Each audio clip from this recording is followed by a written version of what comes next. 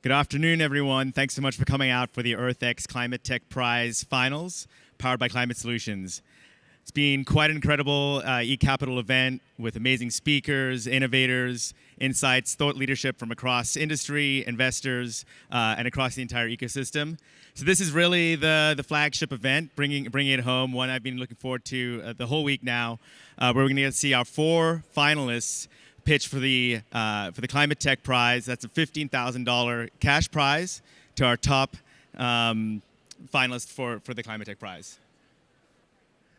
For those of you who don't know me, I'm Voigt, director at EarthxCapital. I work alongside, I'm very proud to work alongside Megan Steiner, who's really the force of nature that makes this whole thing tick, and of course, Vikram Agrawal, who's senior director here at EarthxCapital. I want to say a big thank you again to Galith and to Climate Solutions Prize out of Montreal for really making this possible.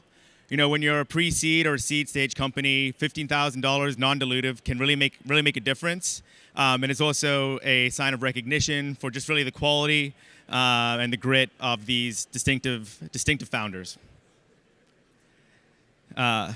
So we are truly privileged to kind of witness the best of the best here. We had over 200 innovators apply to attend EarthX. All of those innovators went through a rigorous screening and vetting process with our strategic partners, Austin Technology Incubator, Greentown Labs, Unreasonable Group, Capital Factory.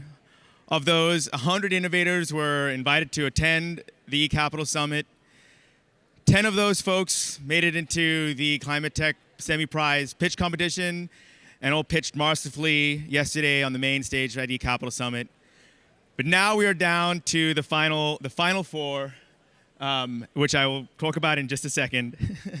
We want to say a big, and as we now go from our final 4, we are very lucky to have some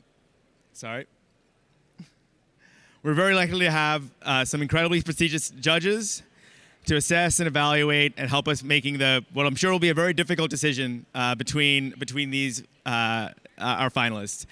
Mike Ulica, former president of National Geographic Society. C.S. Freeland, executive director of the Texas Venture Alliance. Glenn Hamer, president and CEO of the Texas Association for Business. And of course, Galith Levy, CEO of Climate Solutions Prize. Let's hear it for our judges.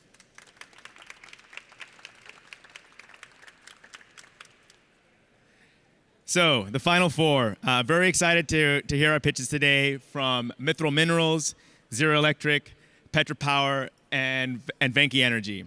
I won't take up any more time. Let's hear it from our rock stars.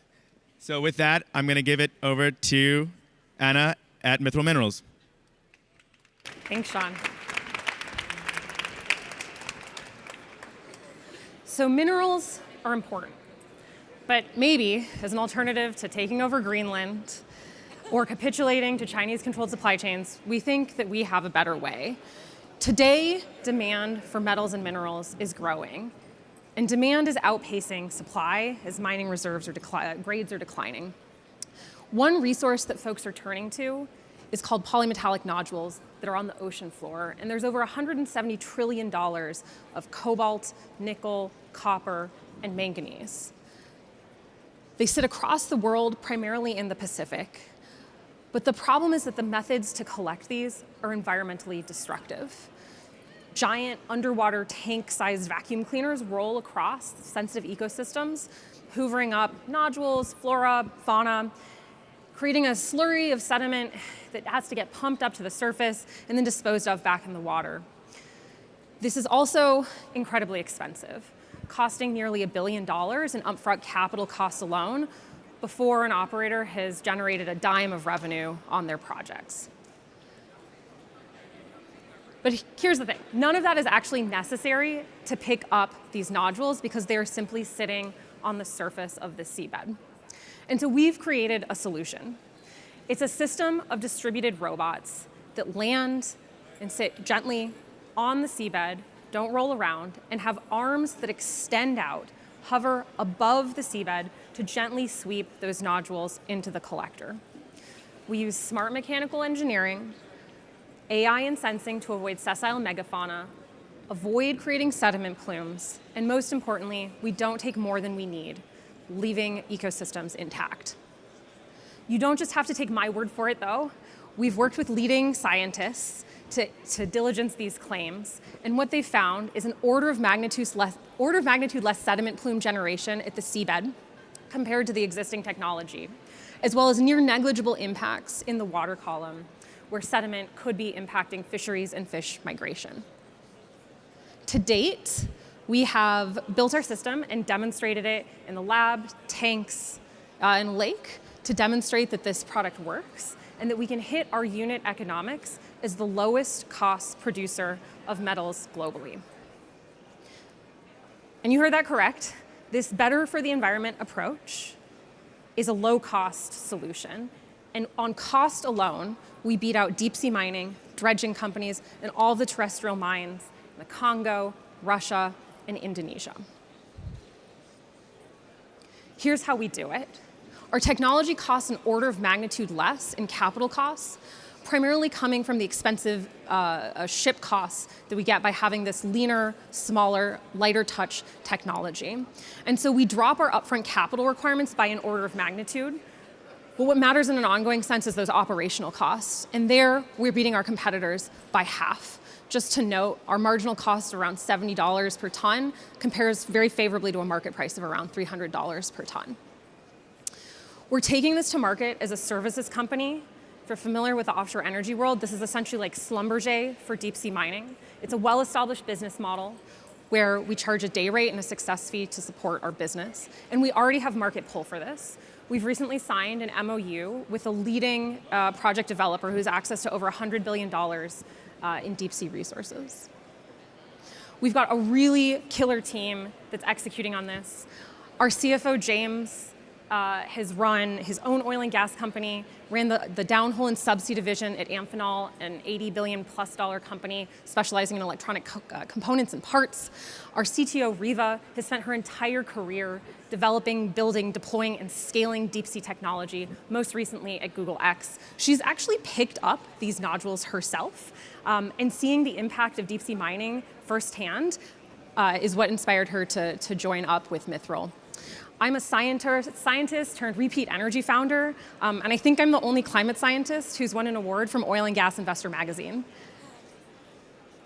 To date, we've demonstrated the proof of concept that this technology works, and we've demonstrated the commercial pull that we have. And so we're getting ready to scale up. Our current $5 million raise will allow us to demonstrate to our commercial partners that we can use this technology at depth and in situ, which is the key milestone they need to use this technology.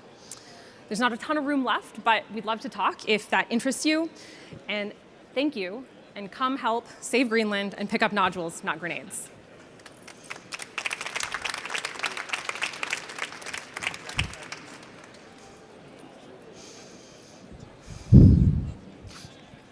Thank you so much. You can hear me okay?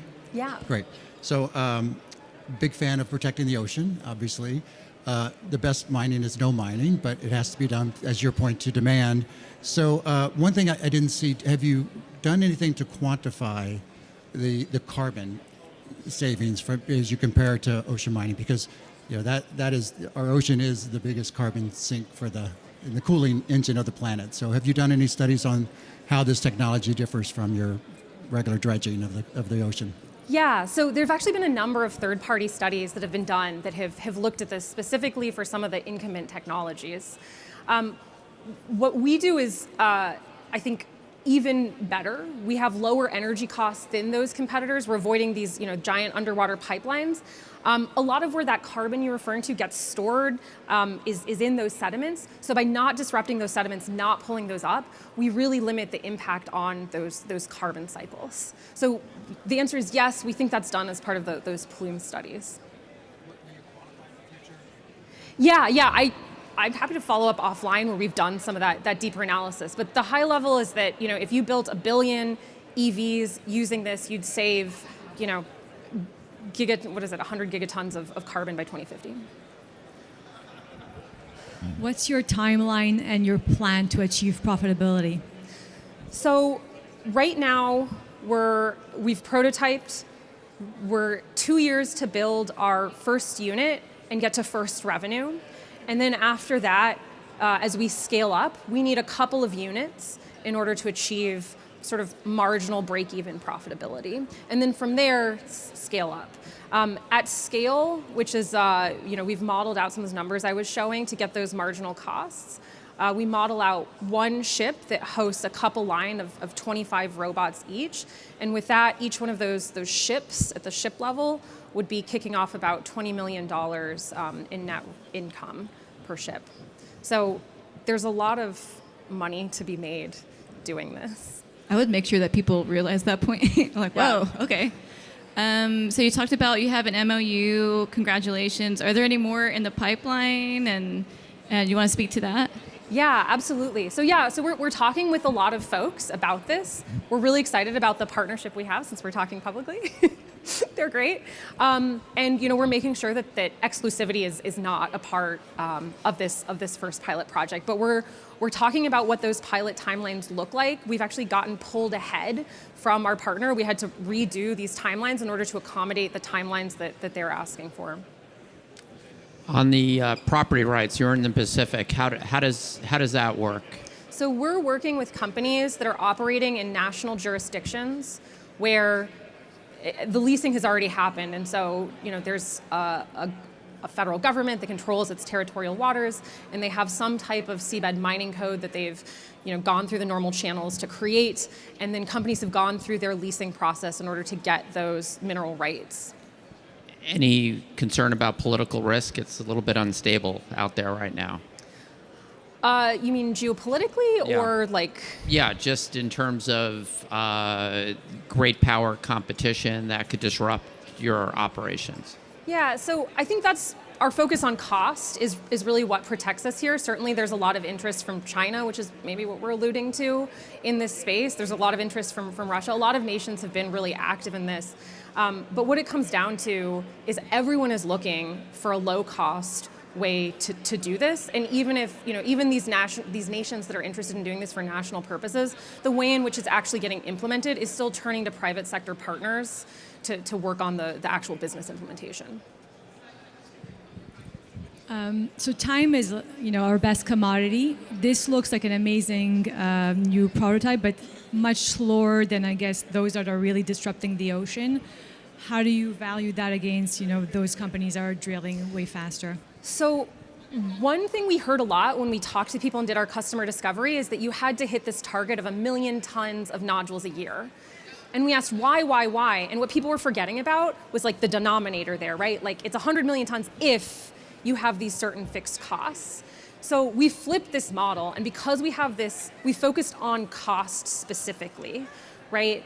And so by having a lower cost, that's how we're able to address that point, right? Like in a commodities market, cost matters. And so we beat people on cost. And then I think the next part of your question is like, well, can you meet them on scale? And the answer is yes. The difference is that we don't, customers using our approach do not have to raise $1 billion to do that, right? That's something that they can scale up while being a revenue generating entity, which is a huge game changer, for anyone who's had to finance a project.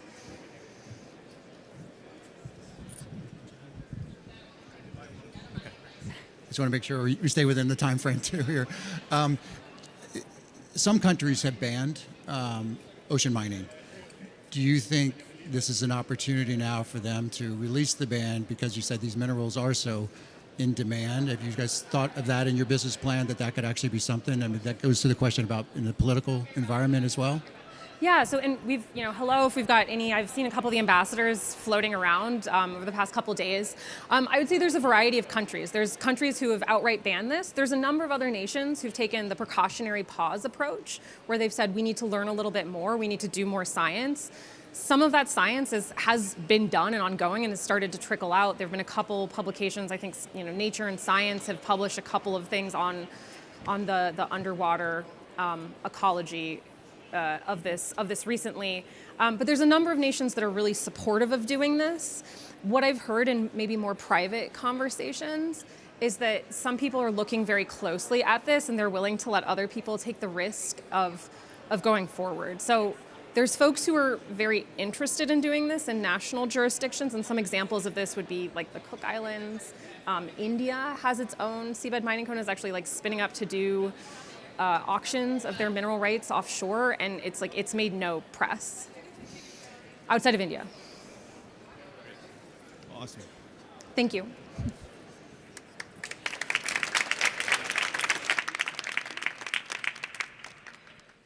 Thank you so much to Anna from Mithril Minerals. And next up, we have Jimi from Zero Electric. Let's hear for Jimi. Thanks, Sean. Hi, everyone. My name is Jimi. I'm a co-founder and CEO at Zero Electric. And I got my PhD in electrical and computer engineering from Baylor University. I built map software for autonomous vehicles at GM. I scaled EV telematics at Rivian. And today I'm bringing that skill set to the distribution grid. Just imagine for a second that you were a fleet operator at Waymo trying to scale DC fast charging for your fleet across the country. Or you're a battery developer that needs to understand capacity to install batteries in the grid. Or you're a distribution grid operator that needs to understand what solar, EVs, batteries are doing in people's homes. What if you could search the grid like Zillow? You could put an address in, you could put a power limit, and you could put a flexibility window, and you could browse feeders in real time to understand what capacity was available on the grid. This type of technology is unprecedented. The reason why this is not possible today is because the grid is generally a black box, specifically the distribution grid. Utilities themselves don't understand what's happening on their grid, typically because they've never had to. Power flows from one generation to distribution, and then they only care about billing you, right? Developers have no idea how to estimate what the cost and time would take to deploy infrastructure, and aggregators have no way to maximize the infrastructure that's on the grid. Well, we have a bright idea. At Zero Electric, we're building the foundational model that understands the grid in space and time. We ingest diverse data sets, some of them proprietary data that we've created, and some of them licensed data. This feeds into our AI core, and it's trained against understanding space and time on the grid, and then specialized for specific use cases. The output of this are flexibility heat maps of where there's capacity on the grid, so that developers, utilities, aggregators can browse the grid down to the substation, feeder, and load, and understand what's happening in real time. This creates opportunities for utilities to understand the visibility of what's happening on their grid. This allows them to optimize their CapEx allocation and not do unnecessary upgrades. This allows developers to select sites quickly and cheaply, and this allows aggregators to maximize the existing infrastructure without putting additional strain on the grid. So the way our model works is we start off with a low fidelity understanding based on the publicly available data set, and then as we get customers that come on board, our model gets smarter on each region where we have ground truth data. And then it also helps us generalize to areas where we don't have ground truth data. So we're not just talking about this, we've actually gone out and built it. So in Austin, Texas, we deployed a DC fast charging station at a random strip mall without any utility upgrades, costing 3 times less than it would cost traditionally, and within 3 months compared to the 2-year industry standard. We've taken these learnings and now we're expanding that with a partnership with Legend Communities, one of the largest real estate developers, commercial real estate developers in Austin, for $1.5 million worth of DC charging infrastructure across their properties. We've just partnered with Electron. Electron manages the largest distributed energy flexibility market in the UK, and we're bringing that technology to the US alongside the data that we have to solve problems for ERCOT in understanding the DER infrastructure. And thirdly, we're working with Ready, a DC charging provider across the US, to expand to other locations. Our team has 20 plus years of experience. My co-founder, shout out Felix, was at Cruise. Actually, he triggered the understanding of what this problem was. They had to scale DC fast charging for cruise fleets across the country, and they had this exact problem. And that's when we came up with this interesting idea. We're also backed by Austin Technology Incubator. Our first VC was Antler, and we have some awesome advisors as well. So we're raising a $4 million seed round right now in order to scale this product to across Texas, have every major city in Texas, which is basically 90% of the living population, have down to the meter understanding of every single grid across Texas, and then we're going further within 18 months across the US. We plan to have 3 paying customers generating $1.5 million in ARR, and we also plan on scaling our data sets that give us that ground truth which I spoke about. If this sounds interesting to you, would love to talk. Thank you.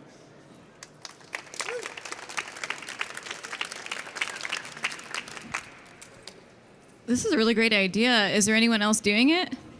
Yes, there are other folks that are doing it, but I should caveat that it's kind of segmented. You have the incumbents like GE and Hitachi that are providing solutions and trying to upsell utilities, but they're not able to meet the cost that utilities can afford. And then you have startups that are trying to do this solution, but in a very granular way with each utility. Well, there's 3,300 utilities in the US, so that method of trying to work with each individual utility to create the solution doesn't scale. We're taking a first principles approach to this, which is understanding loads, how they connect to the grid, and what the grid can generate in space and time. And this allows us to create 90% of the solution for all utilities without having to talk to a single utility. And then as we work with utilities, we just get better in solving their problems. It's really great project. Can you talk about your market penetration strategy and how you plan to scale this across the US but beyond that? Excellent question. Texas is a very interesting market because Texas is deregulated for the most part, and Texas policy allows distributed energy resources today to participate in the energy market. So Texas is our main focus today because the policy environment works out. The gap that exists today is aggregators don't have the insight to invest because they don't know what's happening on the grid. So our go-to-market is specifically focusing on Texas today because Texas is ripe for capitalizing on DER assets that are already on the grid. Pablo Vegas was here yesterday alongside Pat Woods, and they were literally talking about this. In fact, our collaboration with Electron was to respond to an ERCOT RFP asking for DER visibility because even the utilities don't have that data to provide to them.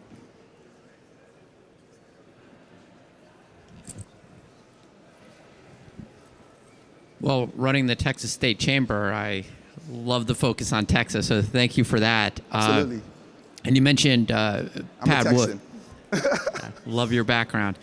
I would love your thoughts, though. That this is obviously, well, I'm going to ask more of a technical question. With what you could share, how are you aggregating, how are you getting all of this data in Texas? Is it from different public sources? Lovely question. So we start off with meter data, and then meter data is kind of useless in terms of trying to understand what customers are doing in real time because it's 15 minutes intervals, right? So what we did is used high fidelity data, 1 second data to figure out how to upsample 15-minute data. And so this gives us the granular understanding of what's going on each load. And then you figure out what the physical constraints of the grid are, and then you understand what the grid is doing to match those loads, and then everything kind of stacks up from there. One follow-up question. So, there's been a concern, some of this is political, some of it is technical, with all the intermittent resources that have been put on the Texas grid, in part because of our structure, in part because of the federal incentives. But now batteries and other stuff is coming up. How does what you're doing make it easier to add intermittent resources as you're sort of, if I understand it correctly, building additional versatility and flexibility on the grid? That's an excellent question. We're actually working with Pecan Street on a DOE initiative for this exact problem. And just to give the audience a bit of an understanding, what you're describing is a solar on someone's roof when my substation can't handle it is a problem for me as a distribution grid. Okay, so our solution is giving them that flexibility insight to say, this is what this load is going to do, and here are your options. You can actually tell that customer to curtail if they're going to produce more than your grid can handle, or you could invest in an energy storage system right here that actually reduces your cost. So it's giving them all the insight to do that integrated planning that they're interested in. So would you say it's like an API for energy? Or energy sources? Or It's- reading energy, right? It's an API for distributed energy Yeah. integration. Yeah, so you can get an instant understanding of what interconnection would look like, and then you can also get an understanding of how loads are operating at any node. So ERCOT today operates on a nodal basis, but that node is at the transmission substation. Think of it like we have micro nodes where we're going all the way down to the feeder and to the transformers that are feeding those loads. It's fascinating. Can you talk a little bit about some of the KPIs that you're tracking that are beyond the cost savings, the financial? Are there environmental things that you look at that this provides the service? That's a great question. So ERCOT today has put a target of 80 megawatts of aggregated distributed energy resources that they want to allow on their grid. And that's a very conservative number, but that number hasn't even been hit. They've doubled it now to 160, even though they haven't been able to get to 80. Our goal is to get up to a gig possible across the grid. Austin, Texas has 115 megawatts of solar on people's roofs, Austin, Texas alone, and they're only allocated 2 megawatts in the ADAR program. So we need to unlock that in a big way, and that's kind of the metric that we're tracking, is how much more distributed energy resources can participate in the grid in real time.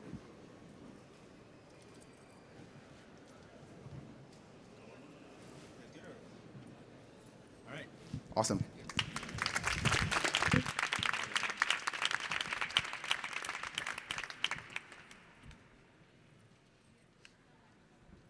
Okay, thanks so much to Jimi from Zero Electric. Next up, we have Aaron from Petra Power. Let's hear for Aaron.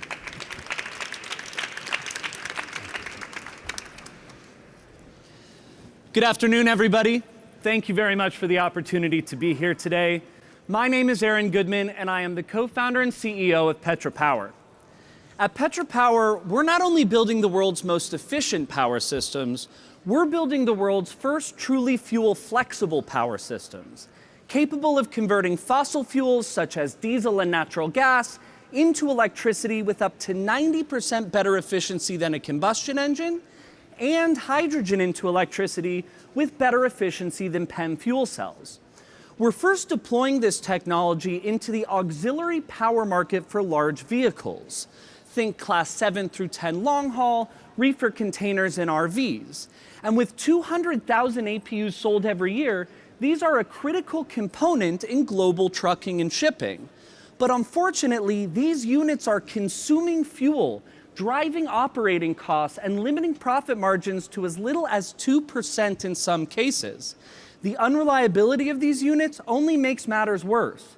But the solutions that have been deployed to mitigate these problems simply haven't cut it. Legacy solutions such as reducing component weight or improving aerodynamicity have long reached the point of diminishing returns. And breakthrough solutions such as batteries and hydrogen simply can't meet the 500 to 600 mile daily driving demands of a long-haul truck, nor the extreme electricity requirements of reefer containers. But fortunately, that's where Petra Power comes in. We're able to combine the breakthrough impact of next-gen technologies with the practicality and operational continuity of allowing our customers to continue using the fuels of their choice. This is all done in a first-of-its-kind auxiliary power unit that is 90% more efficient on diesel than existing systems, is 8 times smaller, 20 times lighter, and operates with no vibration, noise, or odor, making it best in class for driver comfort. All of these benefits are made possible by our patented technology. Petra Power has the rights to 3 patents originally developed at NASA Glenn Research Center that give us the lowest manufacturing costs, the highest performance, and the best lifetimes in the APU market. And these allow us to, for the very first time, attack the massive $12 billion onboard domestic auxiliary power market. Within that market, we estimate $2 billion is obtainable just from retrofits of long-haul trucks and reefers in the next 3 years. And we can capture this by being at the top or near the top of every metric that's important to our customers. We're the only fuel-flexible option, we're the most fuel-efficient option, and we're competitive in both cost and lifetime with combustion systems. To date, we've been able to de-risk our technology and build prototypes with non-dilutive funding from our partners at the Department of Defense. We're now looking to secure pilots with our target customers, which will allow us to commercialize our auxiliary power units and scale up. From there, the future is incredibly bright, with massive applications in aviation, maritime, military, and stationary applications. In our beachhead market, with 60% gross margins, we are anticipating profitability in 2028, and with a lot of hard work, a little bit of luck, and only 5% market penetration, we expect to reach $80 million in revenue by year 5. The team behind all of this is myself. I have a PhD in nuclear fusion from Princeton University, and I am a 3-time founder. My CTO, Philip Clift, who's a master's in materials science and has done fuel cell work, microelectrical mechanical systems, can build and fix just about anything. And our CFO, Mark Kontos, who's former CFO of both MITRE and Battelle, bringing a wealth of public-private partnership experience to the team, as well as a former VP of Citigroup and a former founder himself. We have 10 incredible employees, and we're so proud of the team and the culture that we've started to build at Petra Power. Right now, we have a $1 million safe round open that will get us to paid onboard pilots using diesel fuel with our real customers in trucking and shipping.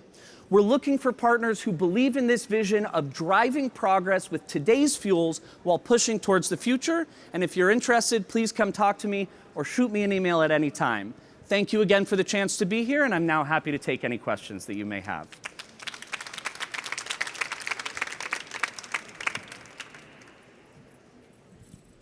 Thank you so much. Really incredible what you're doing. So, a question on the technology. Are there regulatory requirements of that technology that you're doing that you have to adhere by, and has that process already been cleared, if there is?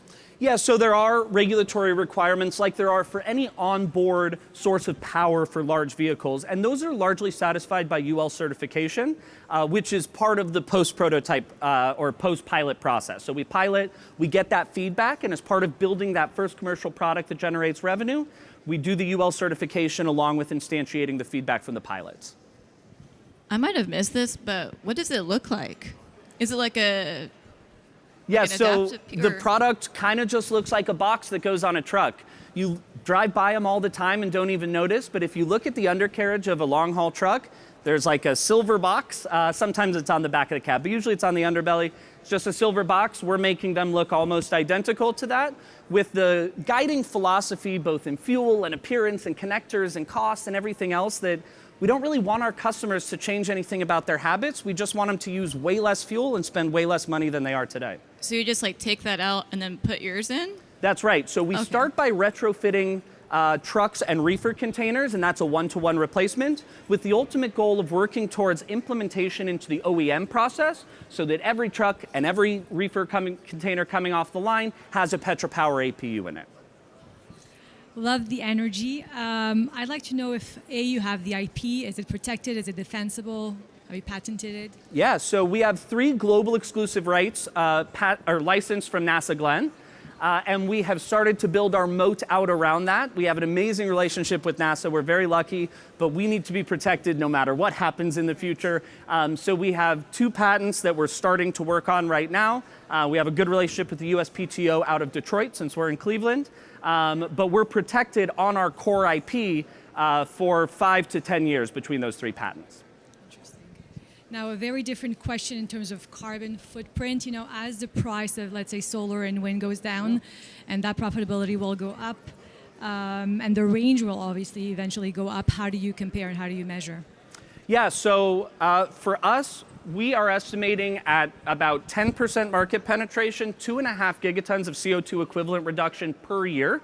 And that includes APUs in maritime and aircraft spaces as well. For just 5% in truck and OEMs, it's about 0.75 gigaton annually per year. So very, very significant. To answer the question about wind and solar coming down, that is already happening, right? And it's wonderful. The problem is batteries themselves. So you mentioned that the range will eventually increase, likely, but it is unlikely that it reaches the 500 to 600 miles that long-haul trucks need. And even if it does, it brings the weight of the truck way, way up and limits its efficiency. So we will always have the operational advantage because we use onboard fuel sources and improve the overall performance of the vehicle. Any incentives in the Inflation Reduction Act or any other federal law that directly impact your technology? Yeah, so there are a number of provisions in the IRA that give us opportunities to provide extra value to our customers, but it's very important to the way that we're building this company that we don't market those in the front. Our goal is to have a standalone economic value that does not rely on subsidy, it does not rely on legislation in any way. We bring value to our customers no matter what's happening in the political landscape, so there are some options, and those will help us compete early on, but we don't need them. Any current significant trucking companies that you have any sort of agreement with at this point? So nothing inked, and that's exactly what this round lets us do. Because again, to date, we've worked with the DoD, and as amazing as that relationship is, they don't want us spending their money to commercialize. I understand that. But we have had preliminary conversations with 5 of the 6 OEMs in the United States for long-haul trucks, 2 of the largest reefer manufacturers, and a bunch of fleets. That's what's nice about being in Ohio is we have a number of smaller trucking companies that are very approachable. How old is the company, or how long have you all been working on it for? Yeah, so we actually were founded in 2017, but between 2017 and 2022, it was nights and weekends putting our own money into it situation, so very slow going. And then we got our first contract and really started building. February of 2023 is when the company actually started its work. And we've gone from basically first principles to first prototype in just about 2 years. You mentioned the excitement there. You have it. Talk about your team a little bit.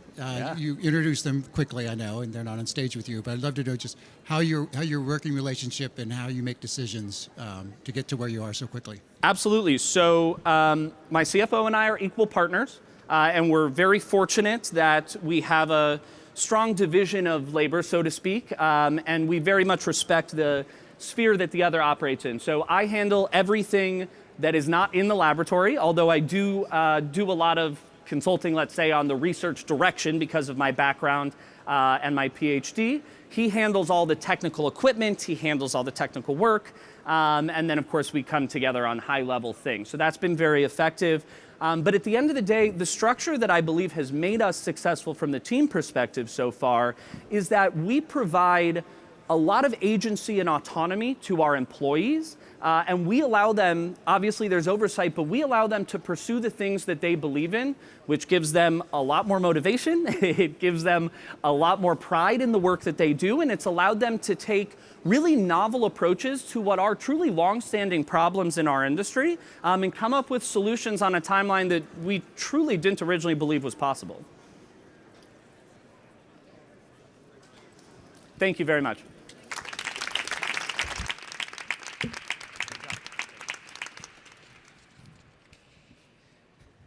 Thank you so much to Aaron from Petra Power.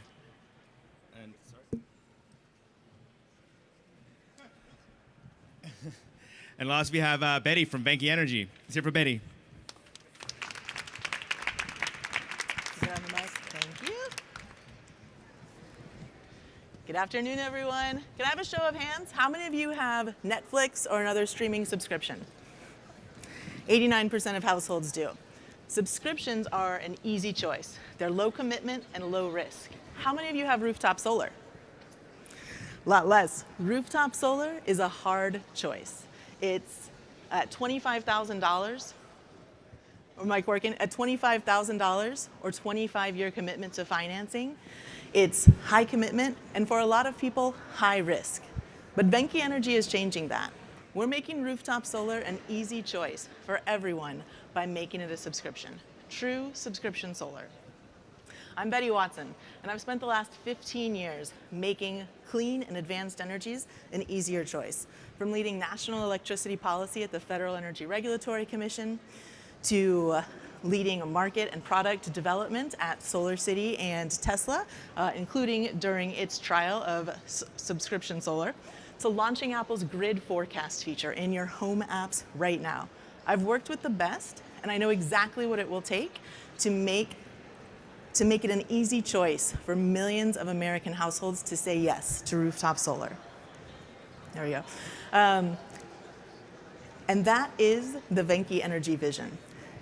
We will offer true subscription solar services to millions of American residential and small commercial customers. That includes simple and transparent pricing, days from contract signing to installation and operation instead of months, a low down payment and low monthly costs that provide immediate savings, and of course, a short commitment period. Now, that's the vision. Let's talk about what that looks like for a typical customer in our home state of Maryland today. Right now, we could offer a modest $1,500 down payment, a short 3-year minimum commitment period, a $107 a month payment that offers $55 a month average savings. So this gives the customer clean energy, low commitment, low risk, and immediate monthly savings. That is an easy choice. And we have future plans to continue to bring down the costs, bring down the commitment period, and increase savings. Now, we're not waiting around for policy changes to make this possible. We're using our proprietary technology to enable these groundbreaking innovations. Our removable solar racking system makes rooftop solar a transferable asset, which is the key to enabling any subscription program. Venki Energy's approach also slashes the installation and soft costs that currently make up over 50% of the total system cost of rooftop solar. We're committed to deploying rooftop solar at scale. But as Gary Hirshberg wrote, we want to make money while saving the world. Right now, the current $6.2 billion residential rooftop solar market leaves 57 million homes with solar-ready roofs untapped, giving true subscription solar a total addressable market of $80 billion. And I don't often get to show this slide, but since this is EarthX, I'm really excited to tell you all that serving that total addressable market would reduce carbon emissions by 430 million tons annually. That's equal to the annual emissions of the top 43 emitting coal plants in the US. And this comes at a time when rooftop solar is increasing exponentially in importance. As customers deal with rising electricity rates and increasing outages across the country, as well as grid operators working to meet an unprecedented growth in demand, at the same time as centralized generators are more expensive and take longer to connect to the grid than ever before. And with that urgency, our team is ready to move quickly, completing product development within 6 months and getting ready to deploy at scale at the end of the first year. With that, you all have been an amazing audience. Thanks so much. We're looking forward to talking to everyone.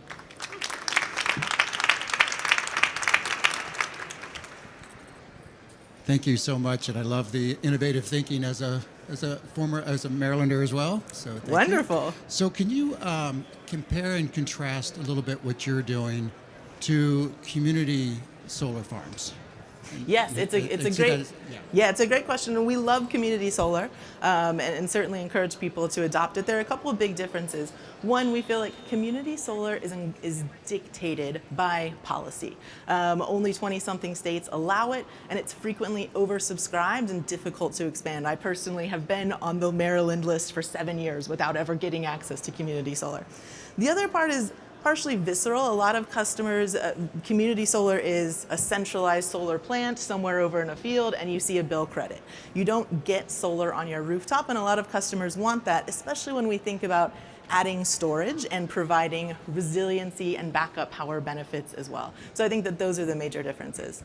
Is there also a savings by putting that into the grid closer to the source of the panel than it is to get it?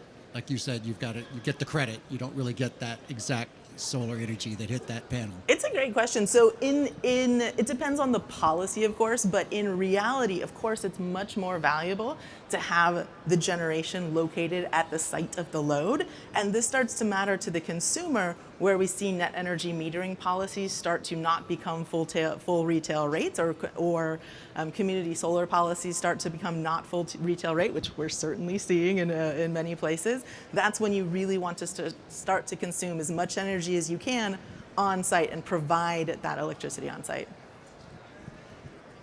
Can you speak to your target customers, because urban cities yet not have like the zoning for rooftop solars installed? So is this like planned for commercial buildings? What's your like sort of plan for this? Yeah, we spend a lot of time thinking about our target customer. Our target customer is our homeowners to start. We imagine expanding this to renters at some point, but that will require a lot of market confidence. The initial target customer are homeowners. They are what the National Renewable Energy Lab calls considerers. They have strongly considered adopting solar. They have probably already talked to one or more rooftop solar companies, but not pulled the trigger on getting solar because, for one of two top reasons, they couldn't come up with the money for the upfront cost, or they weren't comfortable committing to 25 years of financing.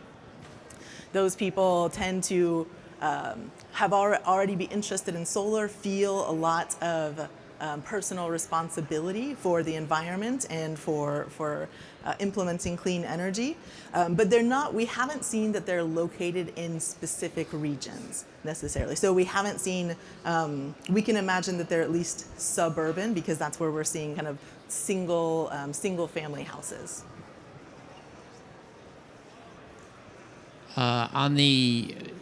It's a very competitive market. I mean, you go into Costco and you'll see, selling, and you mentioned, people do 20-year leases. Also interest your thoughts on some of the policy risks. You mentioned California's moved back on net metering, the Inflation Reduction Act. No one quite knows exactly what will happen there. And now even with tariffs might affect the cost of some of the components as well as the panels. How should we factor into that in terms of a new company? How does a new company deal with the significant competition and the policy risk coming from a lot of different angles? That was a lot of questions. Thank you. It's a lot. So on the competition front, the residential solar market is very crowded, but it's only 4.4 million households that it served. There are 56 million households that they haven't been able to catch yet, and that's where we think we can play. We also see, it's fascinating, we see Sunrun, we see companies, many companies in Europe offering what they call solar subscriptions, and when you read the fine print, they are 25-year leases. There is no getting out of them. So there's actually not very much competition at this moment and that's why we say the word true subscription solar. On the policy front, I've been a policy expert for 15 years. I started this company to stop doing policy.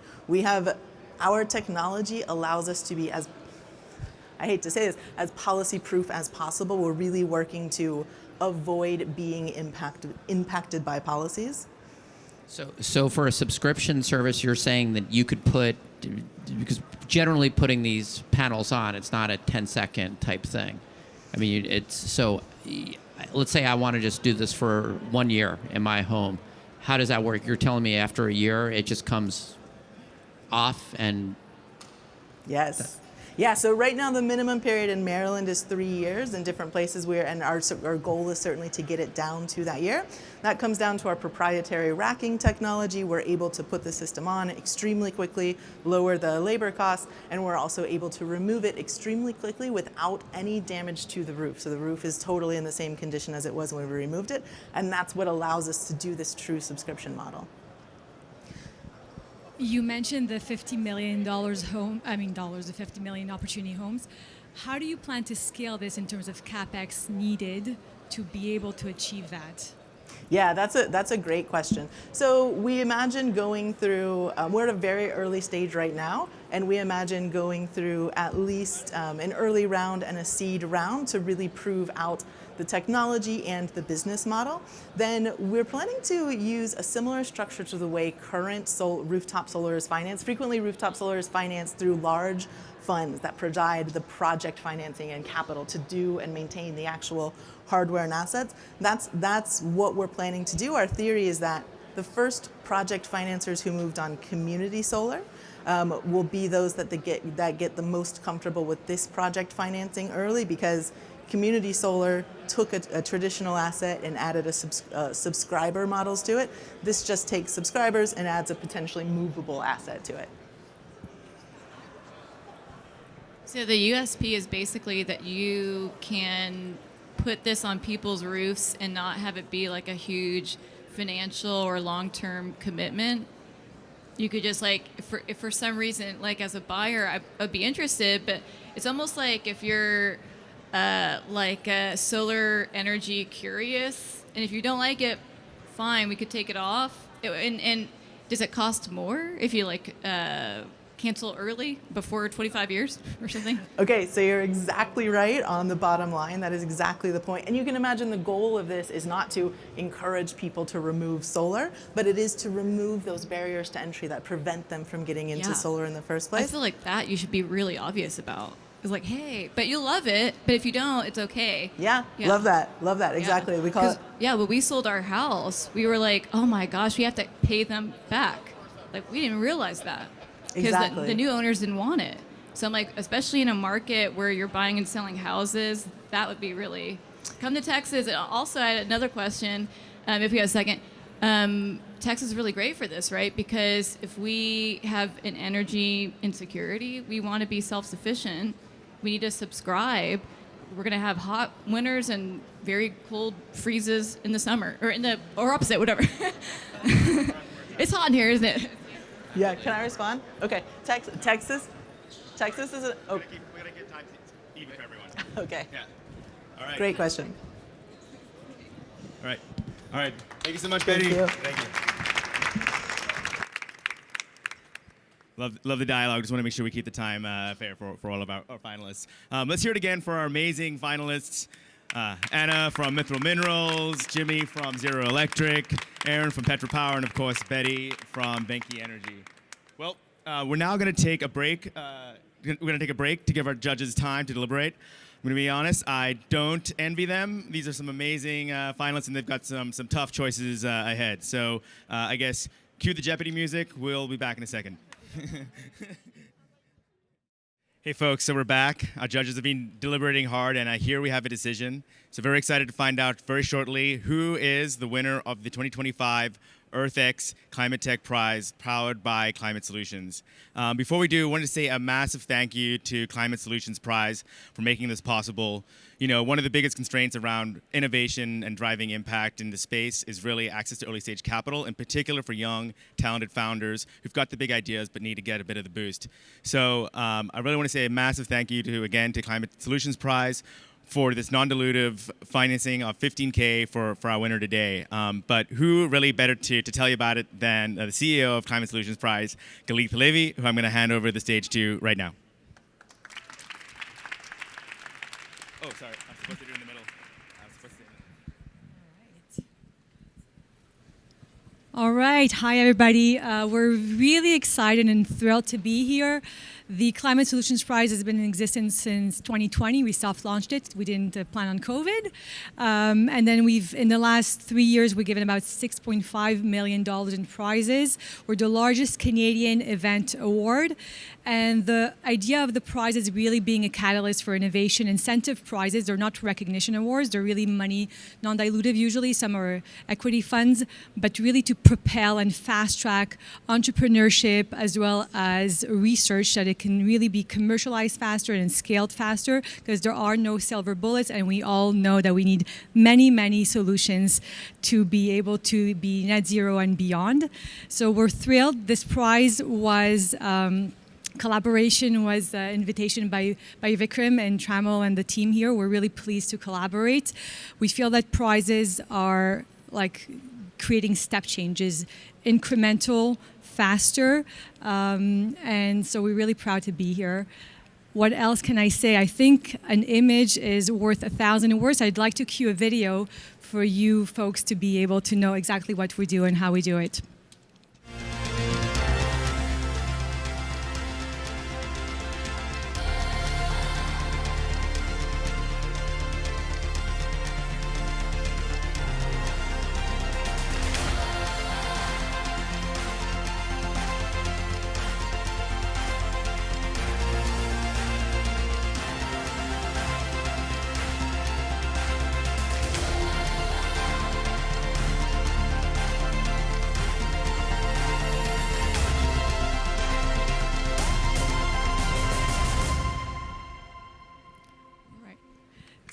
Thank you, thank you. Our next event will be in June 17 and 18. You're all invited to come to Montreal. It's going to be phenomenal. We have about 1,500 guests expected, around 100 speakers, different sessions all around climate innovation, energy transition, ag tech, water, ocean tech, and ag tech, as well as carbon removal. And it's all happening in Montreal, so coming down to the east coast of Canada, we're very friendly. All right, and now I think I'm going to be joined by Vikram and Sean to present the prize. Thank you so much, Galith. So here on stage with us also is Vikram Agrawal, Senior Director at EarthxCapital, big driver in making this all possible.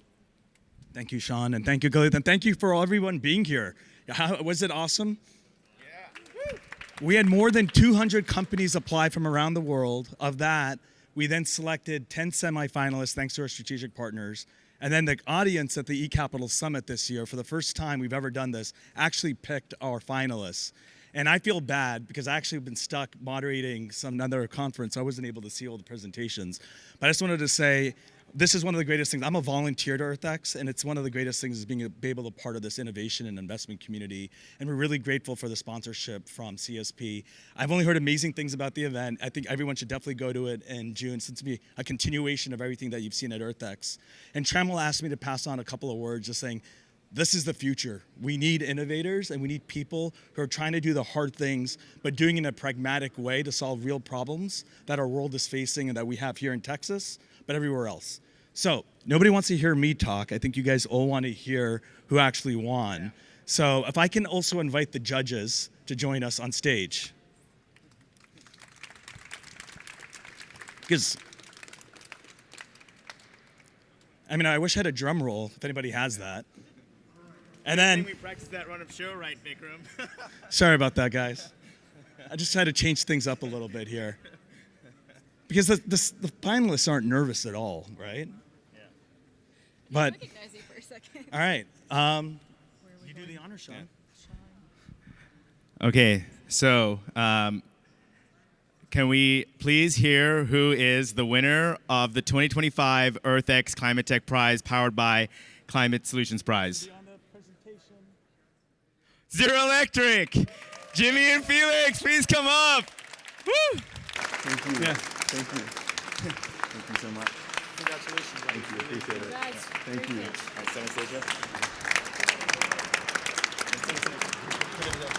Jimi, you want to say it?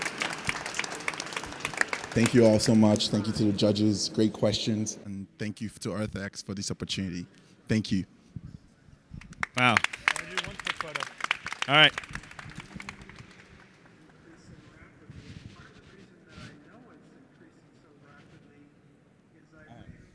Thank you so much, guys. There's so much great programming here today. Definitely enjoy the rest of what EarthX has to offer.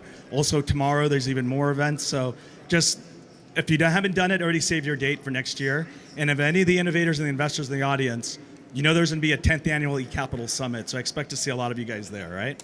Congratulations again. Thank you. Thank you, everyone. Nice to meet you. Appreciate it.